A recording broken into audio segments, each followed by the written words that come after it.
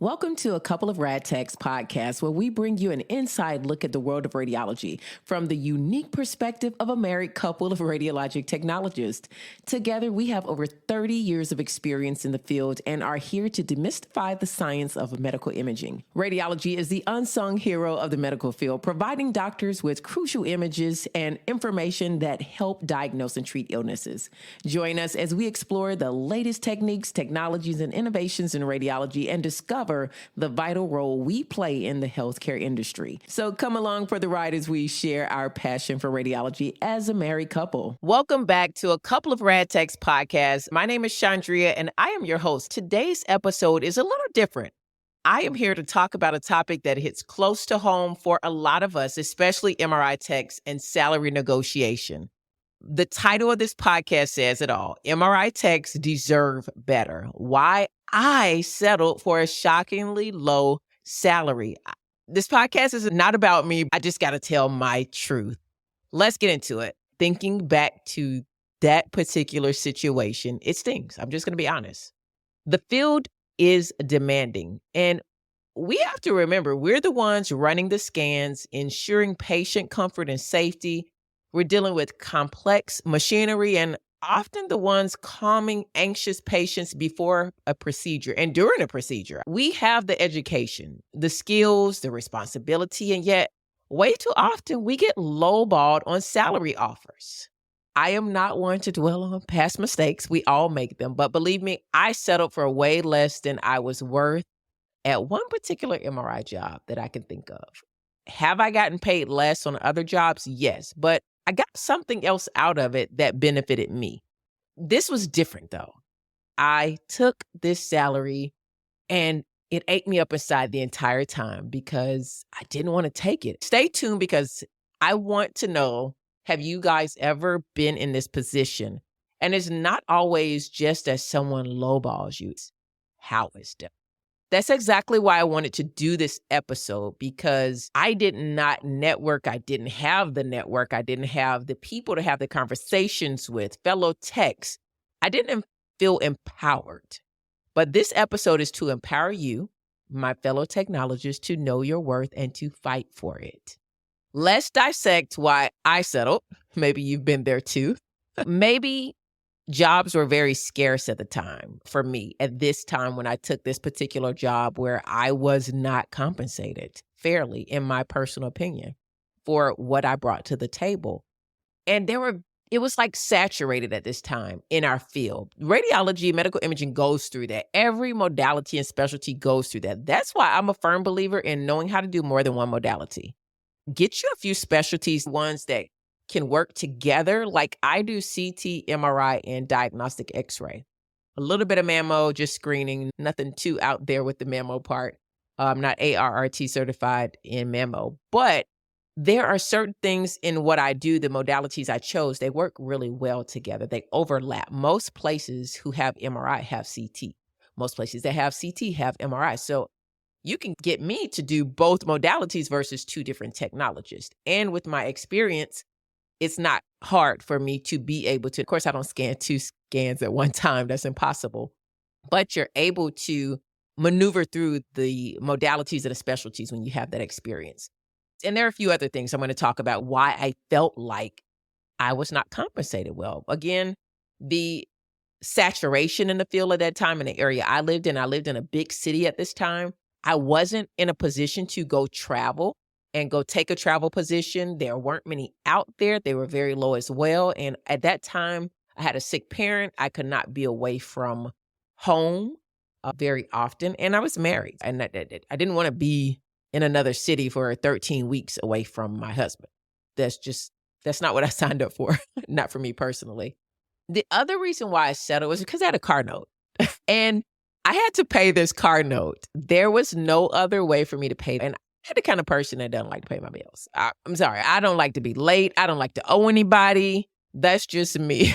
I personally had certain responsibilities that I needed. Maybe it wasn't the same income I was used to. And I had just gotten out of a job to where that job sucked me dry emotionally and physically. It was one of the worst jobs I've ever had in my entire career. Absolute horrible experience. Those three things alone kind of put me in a position why I feel like I did not really fight for my value and my worth. To be honest, now that I'm talking through this podcast and remembering the situation I had just gotten out of from a really horrible job, that I didn't really know my worth at that time. And when I tell you I came from a job where I was sucked dry, I was sucked dry. And almost to a point where I truly did not know my value and my worth. That's what some jobs, toxic jobs, can do to us technologists. And when you go to the next one, it puts you in a situation to where you'll take anything. You'll allow someone to convince you to take something that you know you deserve much more and better. You'd even take a job that's probably just as toxic, if not more, than the job you came from. And that's what happened to me. I didn't do the research either. And I did not talk to other techs. And I had a few techs that I could have talked to. I didn't. I was in such a bad place coming from that job that I did not reach out to my resources. Knowledge is power.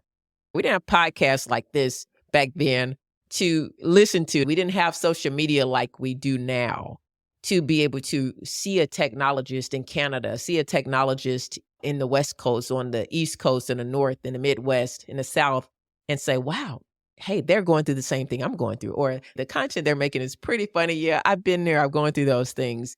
And now we do. And I think that is so powerful to our profession. And that's why you see more people wanting to become radiologic technologists. Those of us who have been in a period of time, we have devalued ourselves sometimes, and we've settled for shockingly low salaries. And some of us are still settling for shockingly low salaries. I was just having a conversation today with a coworker that finally left. We worked together years ago, probably about almost close to 20 years ago. We met at a contract job that I was going to when I first started, contracted myself out. And it was a group of girls. I really was never in their circle. And she and I wound up connecting and staying because none of them were registered in MR. I had paid to go to Bill Faulkner's class. And that is one of the reasons why I passed on my third try. That's a whole nother podcast in itself.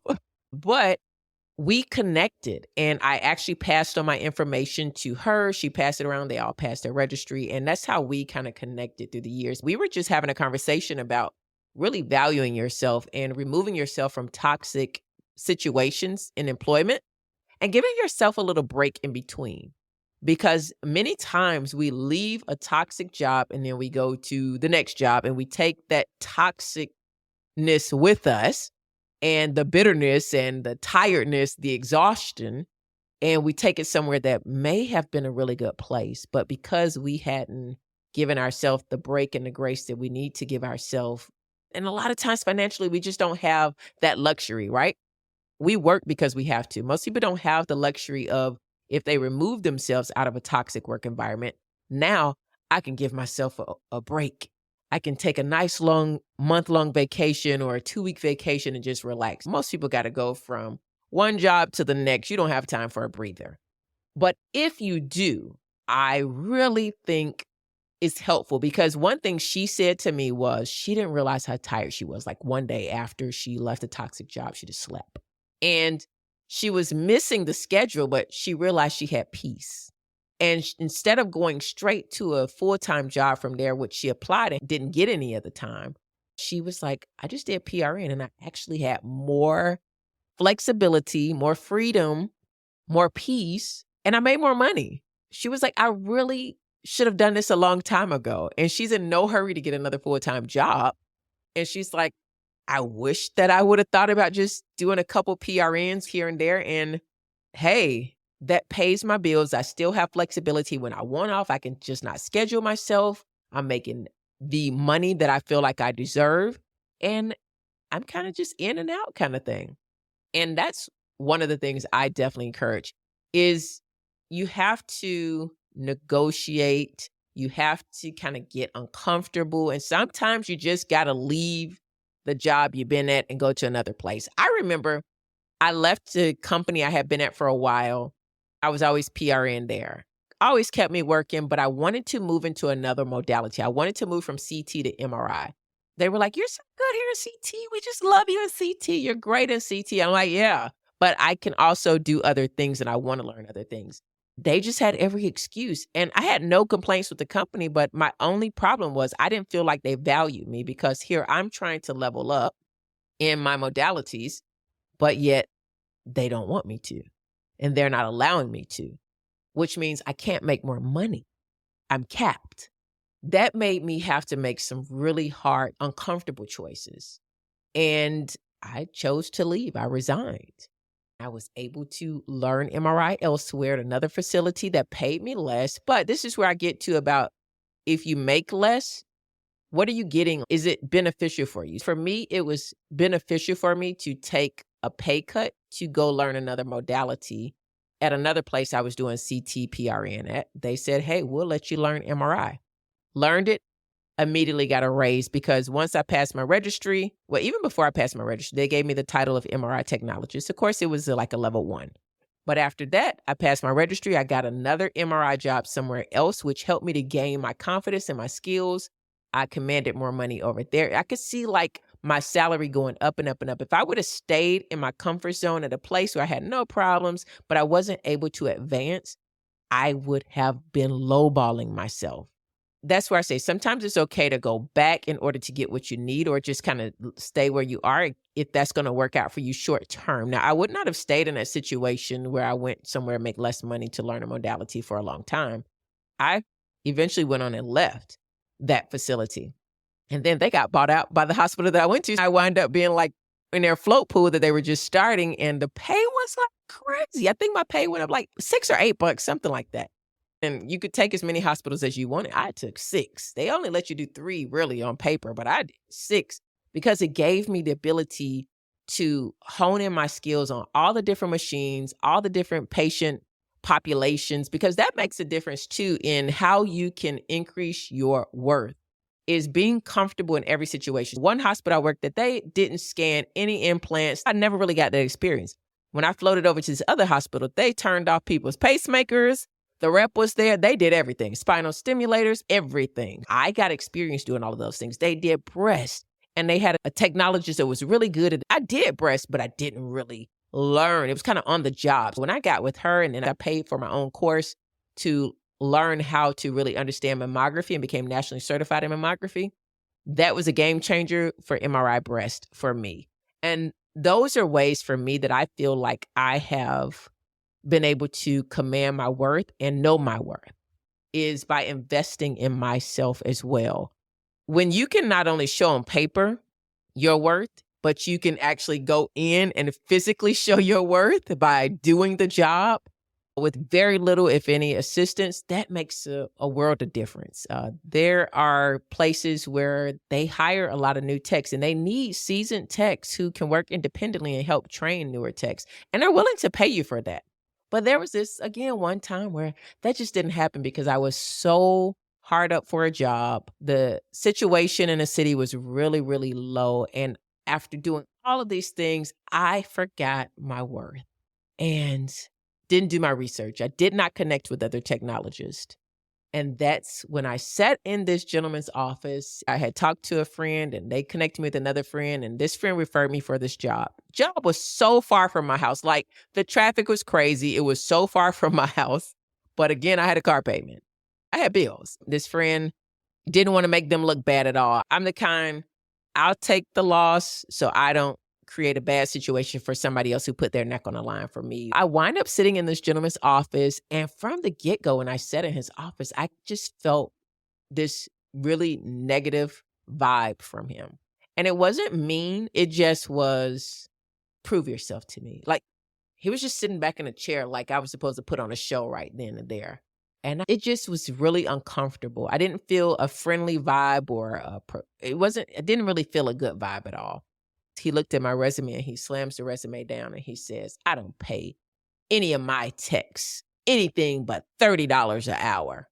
I don't even know if I was offended at that, but I was more offended at the toss of my resume towards his desk and the kickback in his desk and crossed his arms and legs at me like, who do you think you are?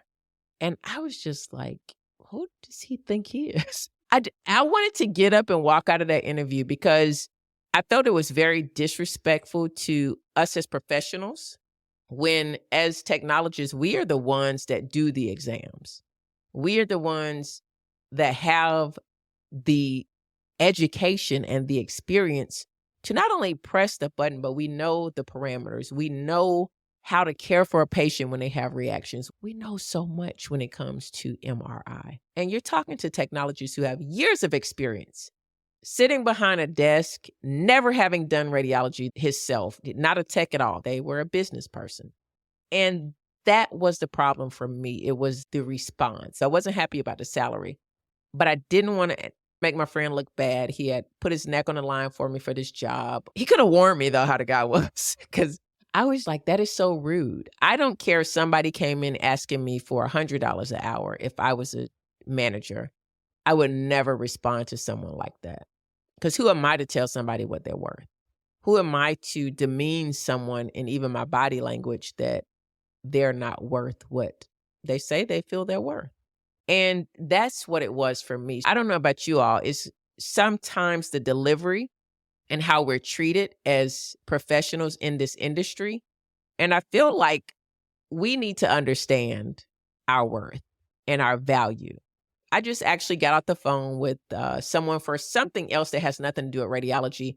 And they were interviewing me, all the things that I've done in pretty much my working career. And I forgot about some of those things. Like, I started out cutting grass in my neighborhood at 13 because I needed to make some money to go to Six Flags with my friends. And my mom was like, look, my money goes towards your school clothes and your other stuff and your hair. She was a single parent. And then I got my own little hair salon in my mom's garage. She renovated the garage and gave me my own hair salon because I had so many clients. I drove trucks before I went to school for radiology for FedEx. I have a CDO to this day. I will not be letting my CDO go. You never know when you might need to go back and drive some trucks. I have my own cleaning business. I sold real estate. I used to flip houses. There are so many things that many of us have done. Household, we run households. We manage families.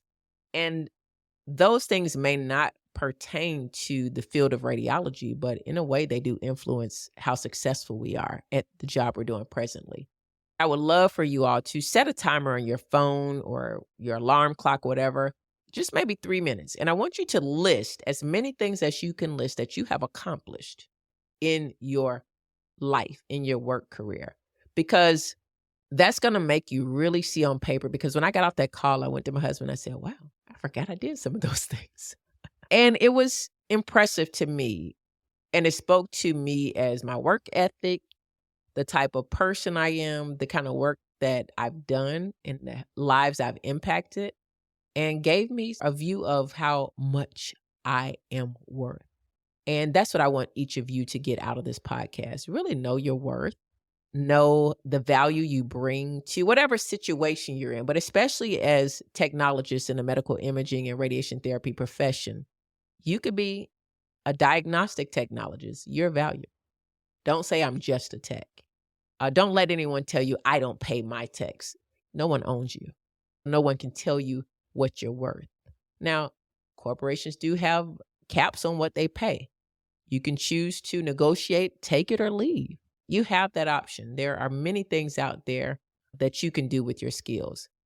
I have podcasts on informatics. I have podcasts on clinical applications. There are so many things, patient care and non-patient care, that we can do. I have friends in radiology who are school nurses. They work at their school as school nurses. We have medical background and experience. Do not put yourself in a bubble. Radiology and medical imaging opens up a ton of doors that allows you to use these skills and increase your worth in your career. You just need to take the time to list them and realize for yourself what they are and value yourself.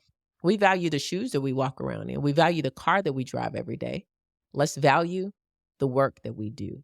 Do your research, be confident, and be prepared to walk away. Don't undervalue yourself.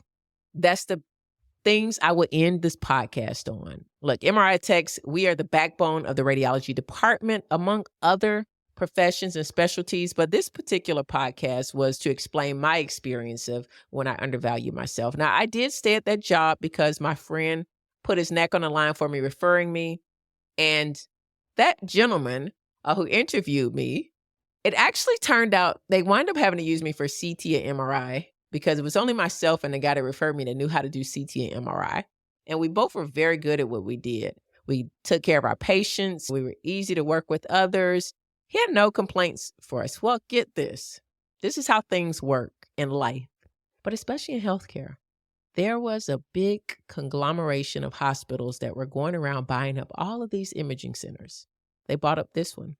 I was a contractor, but they only offered 2 of the full-time employees at this place a job at their hospital.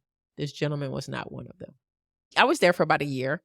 It was a long drive. I didn't feel like I got the salary I should have gotten, but I accepted it. That's my fault.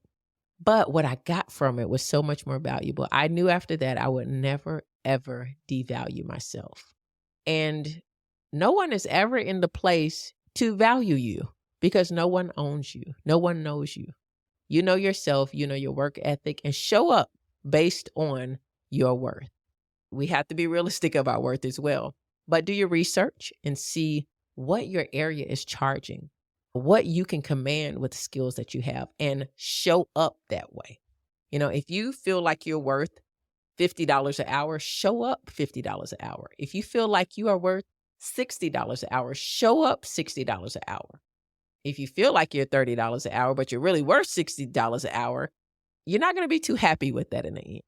Show up, command what you're worth, do the research, and rehearse how you're going to make an offer. And rehearse if they give you an offer that you're not happy with. Are you going to counter? How are you going to counter? I just did a story on my Instagram that if someone offered you a low amount, would you ghost them? Would you negotiate? Or would you just flat out say no? You guys, go ahead and let me know what you would do, please, in the comments. Would you say no? Would you negotiate? Or would you ghost them and just wouldn't respond? I definitely enjoyed this conversation. Let me know by please giving me more content ideas. I love having these conversations about my experience over the last 21 years in radiologic technology. It's been a wonderful experience. We do play a crucial role in patient care, and we deserve fair compensation. So the next time you get a job offer, take a deep breath, know your worth, and fight for that salary that reflects your skills and dedication. And that's a wrap for this episode of A Couple of Rad Techs podcast. We hope you enjoyed our discussion of the fascinating world of radiology and learned something new about the role we play in the healthcare industry. If you have any questions or topics that you'd love for us to cover, feel free to reach out and let us know what they are. And you guys, please, if you enjoyed this podcast or any of the other episodes, we want to hear what you thought. Leave us a review. Mama's got to pay her bills. It helps. And until next time, stay tuned for more insightful and informative episodes of A Couple of Rad Techs podcast.